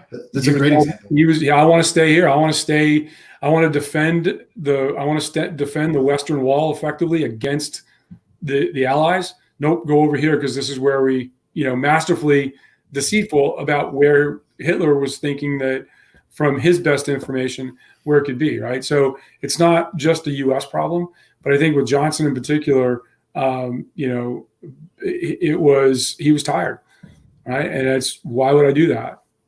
And so you don't think President Trump should be telling the military to shoot down Iranian boats? I don't. Here's the thing. I think that like I said, I don't like that street brawler thing, but that's who he is, right? And that's kind of where he grew up. If you look at, and I'll say it like this: since the armistice, right, in Korea, because we're still technically not, there's no treaty, right? We have an armistice. Since that armistice, every politician from Eisenhower through President Obama did the same exact diplomacy with North Korea, right? And we got the same result, right? Which was to have an unbelievably antagonistic relationship with them and to kowtow to them they're going to have nuclear weapons, right? Certain people will say it's dangerous for the president to say, hey, if you want to launch something, we've got a lot more than you do, and we'll just wipe you off the face of the earth. Okay? And I don't disagree in principle with that thought. But think about this. In life, what's the easiest way to deal with a bully sometime? Right? Is you go up, you pop the bully in the face. Oh, you think you're a tough guy? Here you go. Right? And so metaphorically, that's where he started. But that wasn't the key. Right? That just set on notice is like he would say, like, they're like, hey, he might do it. And Reagan was artful at this in insinuating that thing. And people were like, he might do this. Right? We had no intention of building the whole SDI Star Wars thing, but we start talking about it as if it's real. And now you get another sovereign nation building defenses against something that largely doesn't exist. Right? And we had the typical political fights about money and everything like that. We had no intention to build that, right? Because somebody else will just build a better missile after that, right? But now, if you look, what did Trump do? How many times has calling somebody names for 50 years gotten them to come to your side of the fence and hang out. He didn't do that. Hey, he's not coming here. He flew to Korea and not just stood at the DMZ, walked to the other side and shook his hand. And now the rhetoric went down, right? That to me is very polished and nuanced in a world that tries not to be nuanced, right? And that's, like I said, this isn't a mandate on him or anybody else. I'm saying in that instance, he did some, and every other living Secretary of State and president, everybody said, "Oh, that's the worst thing you could do." Why? Continuing what we've done in the past and hoping it's going to change behavior is the Einstein definition of lunacy, right? So let's try something different, right? And I think, hell, the only person that's been in there from the West prior to him was Dennis Rodman. Right? Yeah, true. You know what I mean? Like, let's talk about a failed, as you think about it and get get your core political beliefs out of it and just go, what's at the end of the day, what happened, right? You said, I'm going to do something different because what we've done in the past 50 years hasn't worked, right? You can criticize what he did, but you can't criticize the thought process of wanting to change. Sure. Right. Sure. Because that also sets the stage for every other tin pot dictator that, everybody wants to poke America.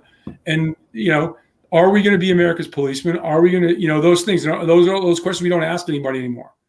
Right. Yeah. In the US, we don't stymie and say, hey, what are we really here for? Right. Is that time of being the global policeman really passed us by? Should we be doing that? Mm-hmm. What's the negative? What is the world going to go into anarchy? No.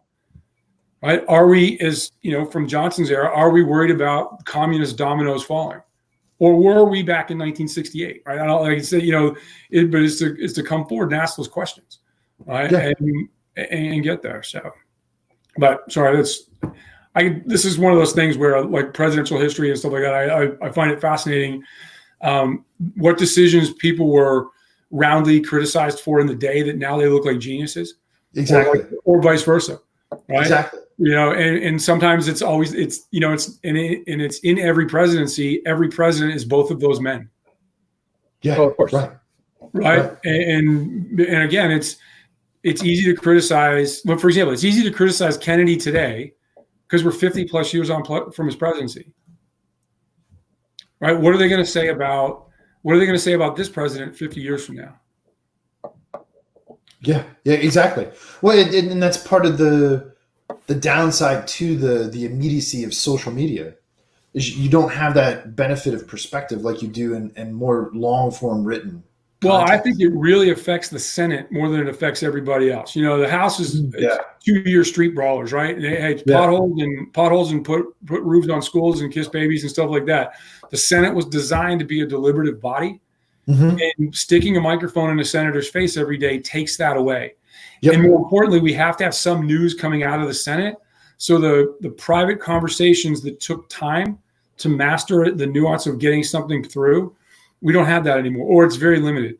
Right? And more importantly, when it does happen, we celebrate it in a way that like this is what they're supposed to do, right? Yeah, exactly. Good job doing your job. Right. Do not thank me for not robbing a liquor store today. You don't get credit for doing the things you're supposed to do. Yeah. Right. And it's like, yeah, you guys are. I'll take care of my kids. Like that? Exactly. Yeah. I take that. Great Chris Rock. Was that Kid Rock or Eddie Murphy that said that? Yeah. Do what you're supposed to do. Right. But that, and when people are thoughtful, like I think like Dan Crenshaw, who's like the Republican, is a former SEAL with the eye patch. Yeah. From the Texas Second. Texas Second is Charlie Wilson. That was his old district, right?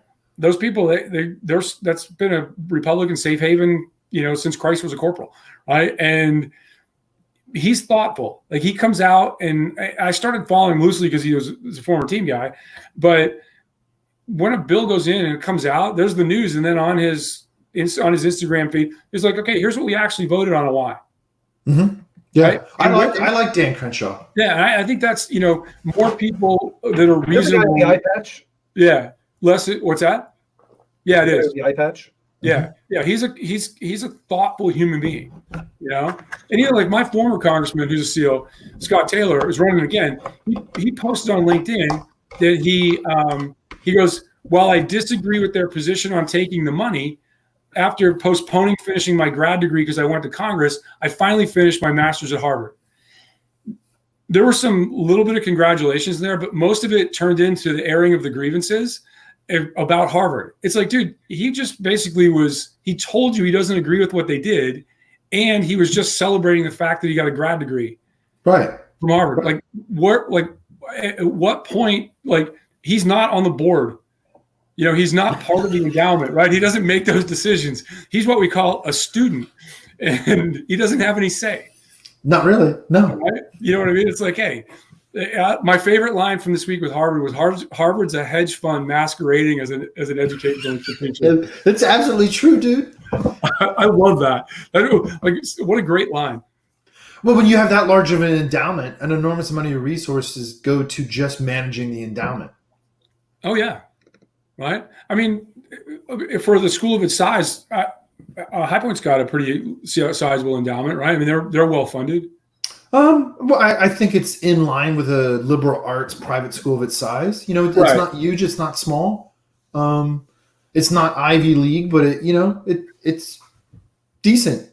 And I see it firsthand. We just had another meeting, all hands faculty meeting with the president on Friday.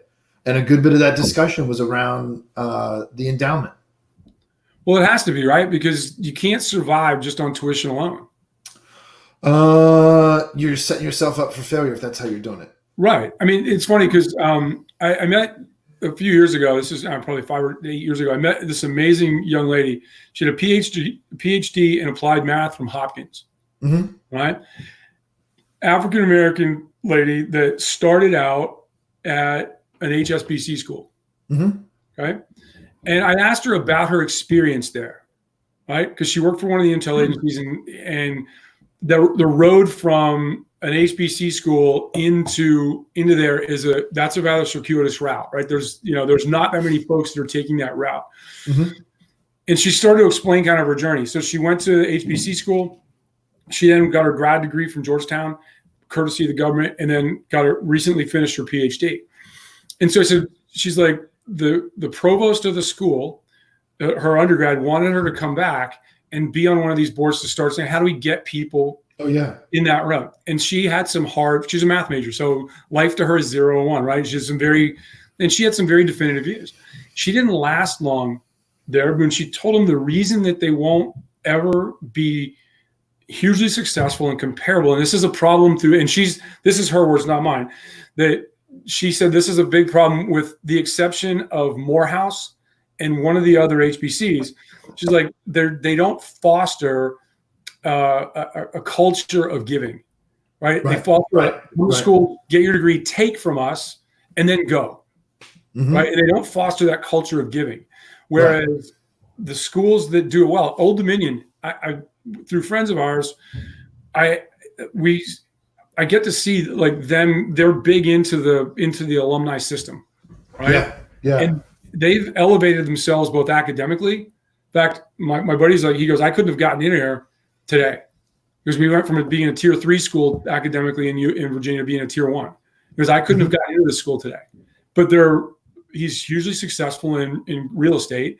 And he feels that part of that success is come from his time at the school. Yeah. That was germinated while he was at the school. Yeah. Oh, yeah. Right? The culture of that giving a hug. And this woman that I met, basically she says, I'll give all the money I can to where I got my grad degrees from because I feel like I'm part of the family. Dan, you feel like you're part of the Michigan family now. You're a Michigan man, right? And more so than anywhere else. Part of the mafia. Well, however you determine it, right? But the thing is, you have a greater sense of association and affinity with Michigan than you do anywhere else. The great state of Michigan. I've never seen you with a GW shirt on. Nope. Right? I've never seen you with a Capital shirt on or anything like that, or a hat.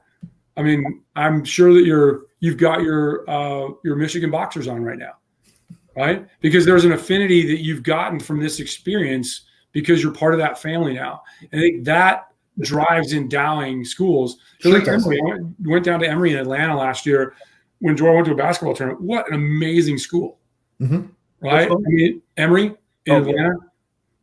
You know, they're if you're going into the health sciences and you can find your way to get into that school, what an amazing thing. And even there's construction going on everywhere. Everything looks stately and old, but it's all brand new. Right, exactly. They do an amazing job of keeping the character of that, what they want the school to be.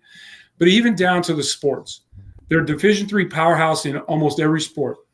And Jora was down there and talking to the basketball coach and just listening to her. She's a graduate of that school, and watching the love that those girls have for each other on her team as they were coaching and stuff like that. It wasn't forced. And when she stood in front of 100 young women that were at this camp, she was an amazing orator, not of basketball, but of life.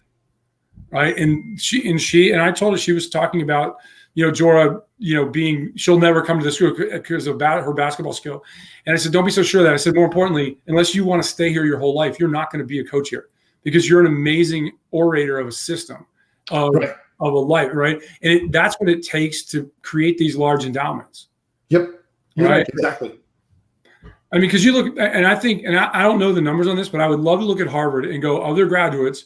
Because if your family makes, I think, less than $75,000, $80,000 a year and you get accepted to Harvard, part of that, you go to school for free there. Yeah. That's right. Right? Yeah. How many of those people? $7 billion in your endowment, you can, Oh, no doubt, right? So how many of those graduates that basically got the privilege of that education paid for, how many of them are, once they make it, or once they have the means to start to giving, how many of them are on it like a hobo on a ham sandwich? Yeah, I would guess it's well over 50%. Right, but because I'm sure that they curate that culture of, we're Harvard and this is what we do as Harvard graduates. We give for the next generation, and we've been doing it since 1634. I think. Yeah. So my understanding for a lot of these, like Harvard, and when they do this, is that, and I can't remember what article I read this in, but those that have gone to Ivy League for practically for free, give back in their course of their professional life 3 times what they would have in terms of the actual tuition. Right, so gratitude. Right, culture of gratitude. Yeah, they're giving back to basically for 3 other people to go there for free. Right. Yeah, and I would say that whether you're thinking about it today, but 5 years from now, when we're on episode 5,475, that you're going to be involved in that alumni community in Michigan in a way that you've never thought about anywhere else. Oh, absolutely. And here's a funny thing I didn't realize. Do you know the biggest contributor to the Ross Business School is? Who? The Ohio State Business School, because that's Stephen Ross's uncle. So really? That Ross family, yeah, I just learned that the other day, that the Ohio State Business School, I can't remember the name of it off the top of my head. Are they both named Ross? No, it's not. But that's his uncle. It's from his mom's side. That's awesome, though. That's funny that 2 of the very top tier business schools are from the same family. Right, but again, it's a culture of gratitude. Yeah. Right? That old thing is send the elevator back down. That's right. Yeah. Right, and that's an effective tool. And people deride the concept of endowment. Right, I don't understand why people would ever say no, giving is a bad idea. Right. And I don't care whether you give to a homeless shelter, whether you give to a food bank. But when did all of a sudden there become a morality about where and when you give? Yeah. When I was looking for a job, and the place had someone that went to the Ross Business School, 100% of them replied back to me on LinkedIn. Every single one. I didn't wait longer than 2 days to get a reply. Right. Because you're Michigan man now. Yeah. So I've returned that favor, but you know how long it takes me to reply back to someone that went to Capital? I don't. I tend to block them. I do, because of things that have gone on there since I've left. I just I don't want to be associated with the people that are there. I don't. Yeah, but if it's a student looking for a job, they're not party to that. Well, no. These are more. These are the doctoral students that are there now that are I feel as if they're just you're paying for the degree at this point, I think is what they're doing. That's what I feel. That's what it feels like based on my experience. Well, but you guys are the foundation of that program, right? And it's hard, I think, at some time to know the struggle you guys went through being in the early. I think, Jason, you were the first one, right? First graduate, yeah. And we were in the second cohort. Right. So, I mean, you talk about building a foundation of something. You're not upset about that. You're not upset about what goes on today. You're upset that the foundation you built was stable. They're trying to do something that's geometrically incorrect and could topple that foundation that you built. And it's really what that comes from is your sense of ownership in what you did while you were there. And you were proud of what you did when you were there, because I remember. Oh, yeah, absolutely. Right? But your angst now is driven by the fact that you think the foundation that you built or you were part of building is being corrupted and the building can fall over. Absolutely. That's how I think about capital about as much as I think about my ex-wife, which is zero. Who? Yeah, exactly. Yeah. See, you guys don't even know her name. That's how much I don't. I don't. You thought about both of them right now. What's that? You just thought about both of them right now, so it's now greater than zero. No, I thought about a meta reference. So, but I didn't think about them specifically. That's awesome. And like most things in life, and I mean this sincerely, not as a denigration, they both serve their purpose. Yeah, sure. Well, I agree. Nothing's wasted time, right? I mean, the people that so out of classmates, I only keep in touch with Jason and Pete that were in my classes. There's others that were my students there that I do. The professors that I had in the doctoral program and in the master's, I keep in touch with some of those. But outside, it's probably I keep in touch more already just with the people I went with my MBA, and a significant amount. Like there's several different group texts that have been going on for the entire 22 months. Well, see, and like you and I talked about when you were thinking about going there, that's what you paid for. Really. Yeah, I paid for it. That's part of what powers a huge part of that. Beyond the leadership that powers the endowment is that creation of tribe, of identity. I am this. Yeah. Now, over the course of when I've gone to Capital, I mean, I've probably given pretty close to 10 grand to Capital through their different charity events that they've done for the scholarship program, playing in their golf tournaments. And, I mean, I did get 3 TVs out of it, but 3 years in a row, I won a TV. Dan's endowment, his giving is always, what can I get out of it? Sure. No, I just showed up and my raffle ticket happened to win the TV. Well, my friend, ODU went to Big Boy Sports, and it's interesting to see how that endowment, how the labeling of the school has changed. And people that are, and again, it comes down to, in order to get a building named after you, how much do you have to, what are you putting in, right? And there's a level of affinity with, how your life is manifested because of your experience somewhere. That's an amazing phenomenon to me that I like to contemplate. In fact, the guy that built my house, he's a big home builder, but the guy that built my house, the athletic facility is named after him. Yeah. Right? And then the biggest construction company around, they rebuilt the stadium and everything. It's named after him, right?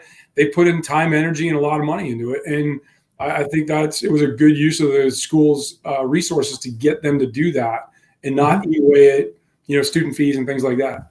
So Jack Welch is considered one of these great business leaders. So how bad has his name been basically gone downhill that the only place that would accept his money is Strayer? I know.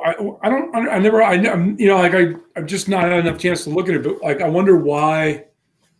I mean, because I don't know the answer. Doesn't he like a PhD from the University of Chicago or something like that? I don't know. Because he's a chemical engineering PhD. I just don't know. I don't know. It wasn't from. It was from name brand schools, right? I just don't know. I think because he wasn't a business grad, right? Maybe. He's, like you said, he's a PhD in chemical engineering. Right. I don't think maybe he wanted something on the business school because that's kind of what he was known for was, innovation in business. And maybe it just wasn't maybe those schools were already named. Right. Yeah. All the good ones have already been named, so he had to go to this one. Well, I mean, it's speaking from firsthand observation. It's usually a minimum several million you're giving to get your name on a building. I mean, you look at Oklahoma State, right? The T. Boone Pickens Stadium, right? There's 300 million. Yeah. That he put in there, and they did like a 60 Minutes interview on him, and they were like, how important is it to you that your name's on the side of that stadium? He goes, if somebody gives 400 million, I'll take it off.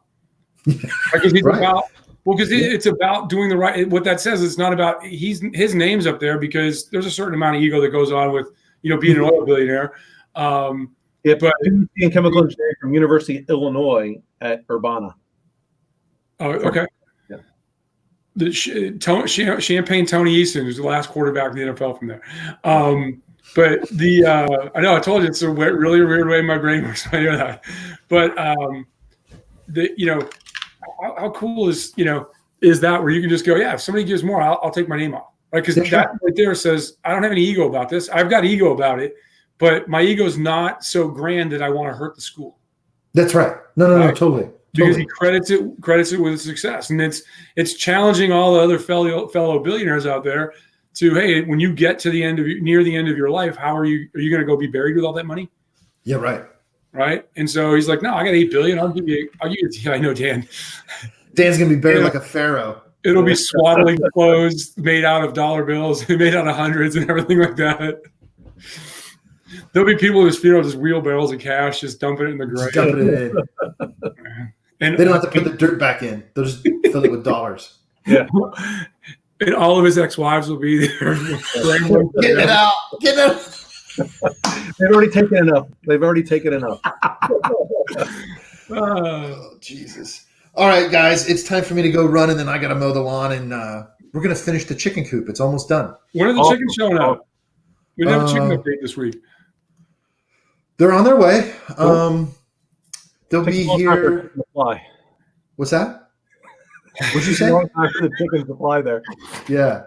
As God is my witness, I thought turkeys could fly. Les Nessman. I don't think they'll be here next week, but the week after next they'll be here for the show. Maybe I'll bring one on. They're trying to get across the road right now. Yeah. All right, folks. All right. Goodbye, everybody. Take care. Have a great day. Talk to you guys later.